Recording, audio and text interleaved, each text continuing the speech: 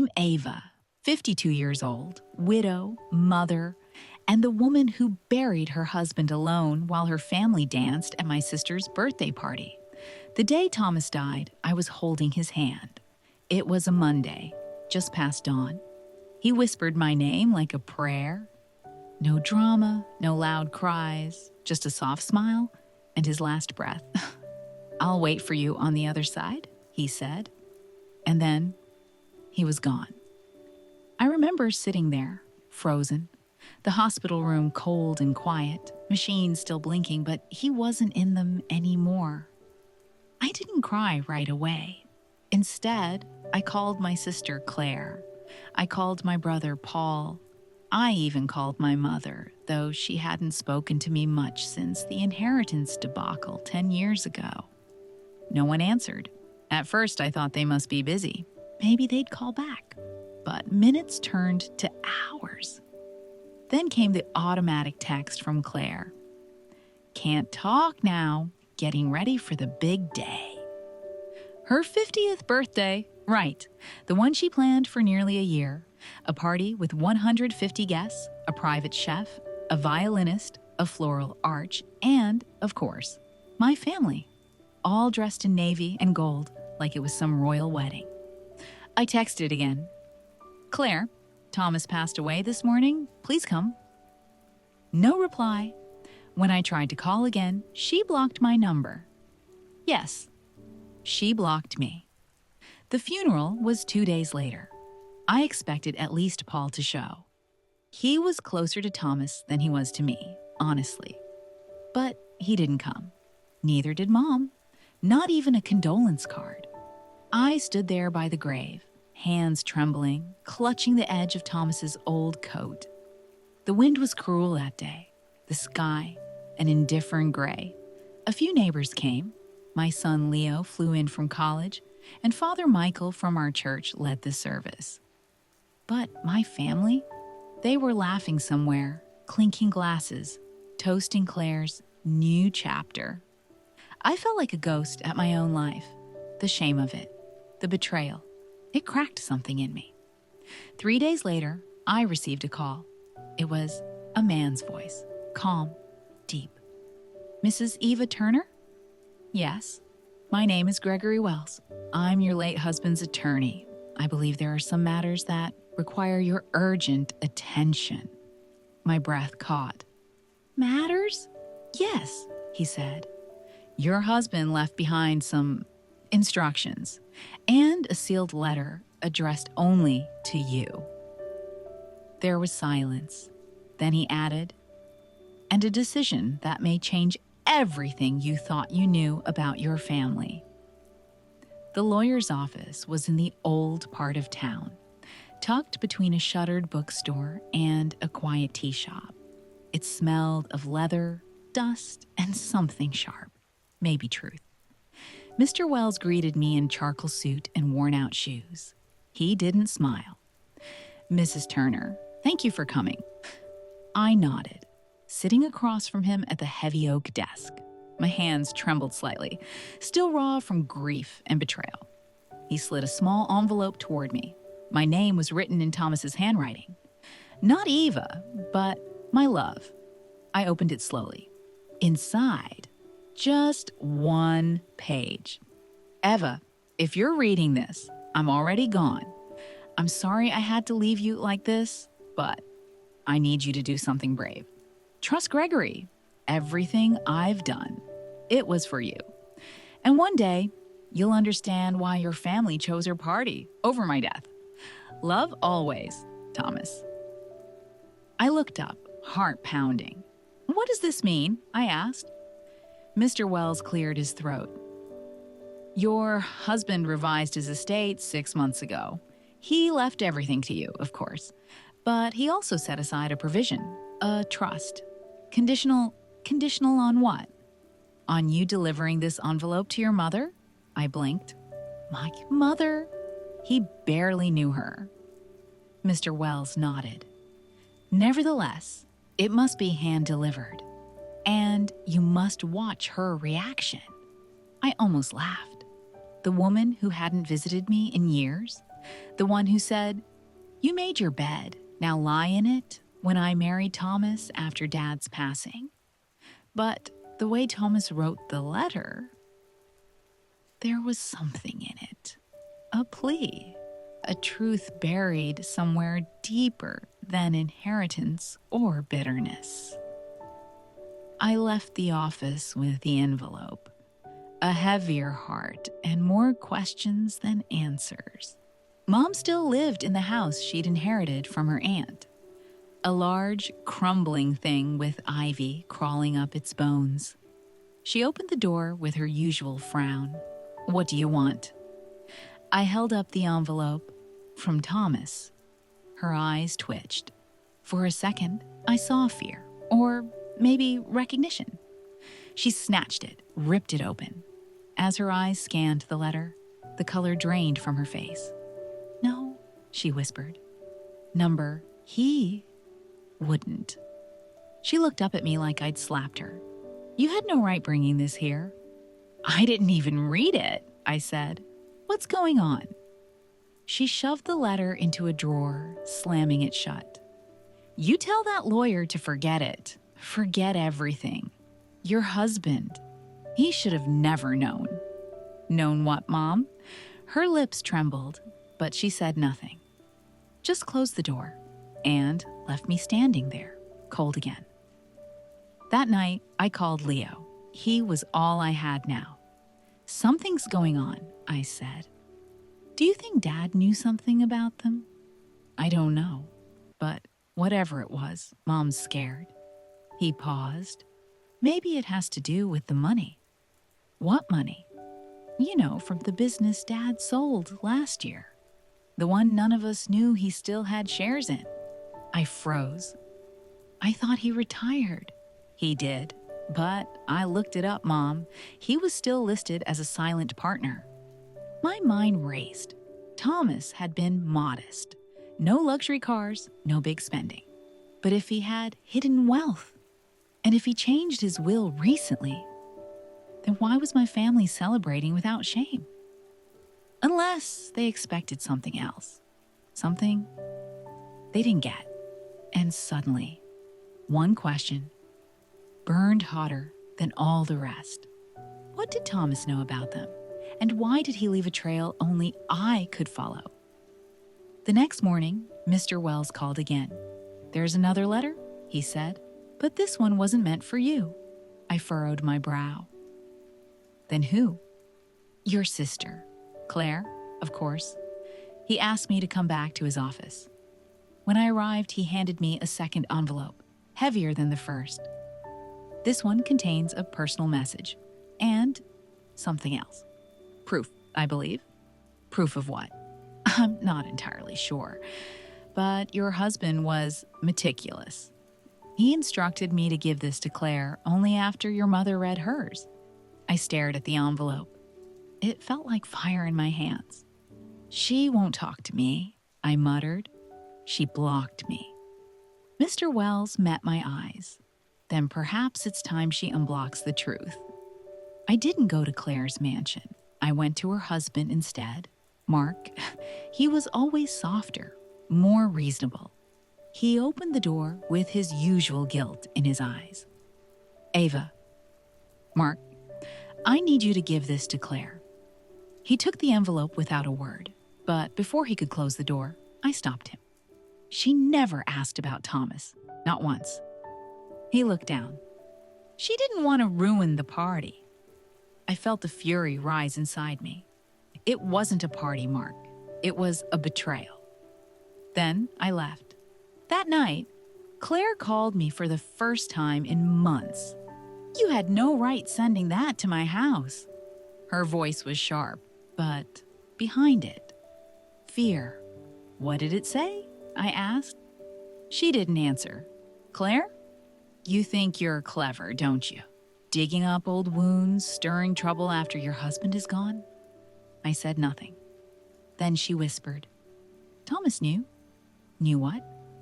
"That Dad's business wasn't just his." I went silent. "You don't get it, Eva. You think your husband was some quiet, noble man, but he was watching us. listening. He knew everything. What are you talking about? He knew that Mom forged Dad's final will, that Paul helped, that the money was split behind your back. My knees buckled. I sat down slowly on the edge of my bed. And he found the documents? Claire laughed bitterly. Not just found them, he used them. That's why we celebrated, Eva. Not because he died, but because we thought the nightmare was over. Her voice trembled now. But it's not over, is it? No, I whispered. It's just beginning. The next morning, Mr. Wells called again. I have one more item to show you, something your husband insisted be revealed after both letters were delivered. It was a video. Thomas sitting at his desk, pale, tired, but clear-eyed. If you're seeing this, he said, then they know I found out. Eva, I couldn't protect you from your family's greed, but I could leave a trail. The documents are real. The fraud is undeniable. I gave Gregory instructions to take them to the authorities, but only if you agreed. My heart pounded. You decide, Ava. You decide whether they face justice or whether you let it go. I trust you more than anyone. He smiled faintly. Do not repay evil with evil, but overcome evil with good. And the screen went black. The night after watching Thomas's video, I didn't sleep. Not even for a second. I sat by the window, listening to the wind rattle the shutters, wondering how many lies had lived under our family name, wondering how long I'd played the fool. In the morning, I made my choice. I called Mr. Wells. Go ahead, I said. Send the documents. There was silence on the line. Are you sure? I'm sure. That same afternoon, he submitted the evidence to the authorities. Forged wills, financial fraud, embezzlement from my father's estate, all buried under layers of manipulation by my own blood. But justice has a strange way of waking the dead. 2 days later, Paul showed up at my door. He looked thinner than I remembered, his once confident face now haunted. Eva, I need to talk to you. I didn't move. Please, he said. I never meant for it to get this far. I let him in. But only just. He sat on the edge of my sofa, wringing his hands. Claire told me about the letter and the video. You have to understand, Mom was the one who pushed it. After Dad died, she said you weren't strong enough to handle the estate. She convinced us it was for the best. I folded my arms. You stole from me. He looked up, ashamed. Yes, I did. He stood, walked to the window. I lost everything in an investment. One of those offshore things, promised big returns. I thought I could pay it back. But then Thomas started asking questions. He turned to me. He knew, didn't he? Yes. Paul sank into the armchair, burying his face in his hands. They're going to charge us, aren't they? I don't know, I said, and I meant it. Because I didn't just want revenge. I wanted understanding, closure, truth. Later that week, I was summoned to testify. The prosecutor was sharp, efficient. They already had enough to move forward. But they needed my testimony to confirm motive and knowledge. When I stepped into that cold courtroom, I felt the weight of generations pressing on my shoulders. I told the truth, every detail, from my father's passing to the mysterious silence at Thomas's funeral. And when the judge looked at me, eyes full of gravity, I felt something shift inside me. Not victory, not triumph, just release. A week after the hearing, I received a letter by hand. No envelope, no return address, just a folded page. Inside, written in sharp, elegant strokes, were 5 words. You forgot who you are. I stared at it, confused. Then I noticed something strange. The handwriting. It wasn't Claire's or Paul's. It looked familiar, though, like my father's, but he was gone. I took the letter to Mr. Wells. He examined it, then pulled out a small notebook from Thomas's files. It was a journal. Thomas's journal. He had copied everything. Dates, names, even whispered conversations. And on the last page, in nearly identical handwriting to the letter I received, he had written, "They used her name, the signature. It wasn't hers." My blood ran cold. Who wasn't what? I asked. Mr. Wells flipped the page. There, clipped behind it, was a photo. It was of my mother, and beside her, an unfamiliar man, smiling, holding hands. "The man in this photo," Mr. Wells said slowly, "was your father's business partner, and also your mother's secret companion." What? They forged the documents together. But there's more. He slid a copy of a birth certificate across the table. My eyes widened. Claire's name was on it, but the father listed wasn't my dad. My breath caught. "No," I whispered. "Yes," said Mr. Wells. "Claire isn't your full sister." Everything spun around me. The inheritance, the favoritism, the betrayal. It all made sense now. My mother never hated Thomas. She feared him because he knew. And Claire? She celebrated not because I lost, but because, in her mind, she had won. She always had. Until now, when the truth became public, the fallout was immediate. Mom disappeared from town. She emptied her accounts and left the old house behind like a snake shedding its skin. No one heard from her again. Claire went silent for days, until the media got hold of the story. Then came the headlines. Sister of widow, implicated in estate scandal. Wealth built on lies. She issued a statement denying everything, but no one believed her. Paul was arrested. He confessed to financial fraud and obstruction. His trial was scheduled for the following month. Mark filed for divorce. Even the mansion, once full of laughter and expensive wine, went on the market. I watched it all from my quiet living room, a cup of tea in hand. I should have felt satisfaction, but all I felt was empty. Until Leo came home. He wrapped his arms around me, held me the way Thomas used to. "I'm proud of you," he said, "for standing up." I held back tears. "I didn't do it for revenge," I whispered. "I know. You did it for truth." That Sunday, we returned to church. It had been months since I'd felt strong enough to walk through those doors.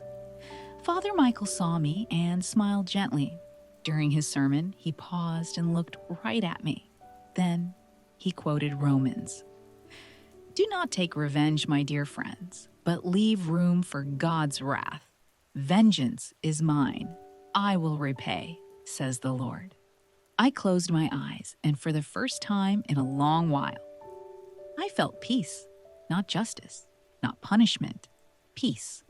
Because now the truth was free, and so was I. Spring came slowly that year.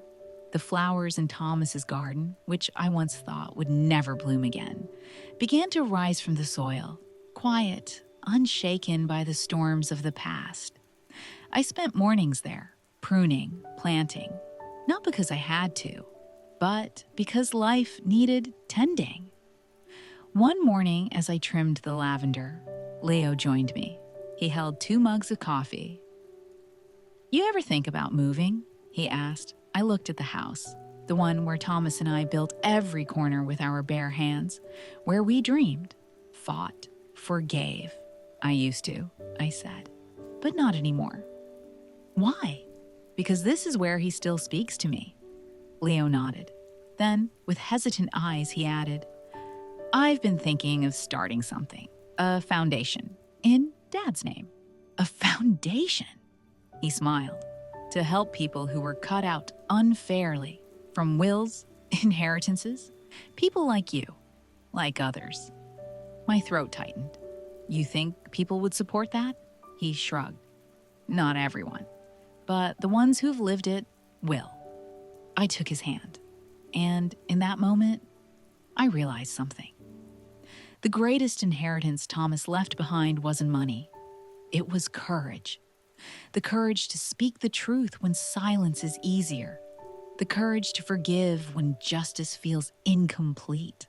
The courage to grow again, even when the soil feels dead. I looked at my son, strong and kind, and whispered, "He would be proud of you." A month later, I was called back to court, but not for Paul. This time, it was Claire. The authorities had found more documents, signed checks, digital trails, even emails between her and Mom outlining the scheme. She was no longer a bystander.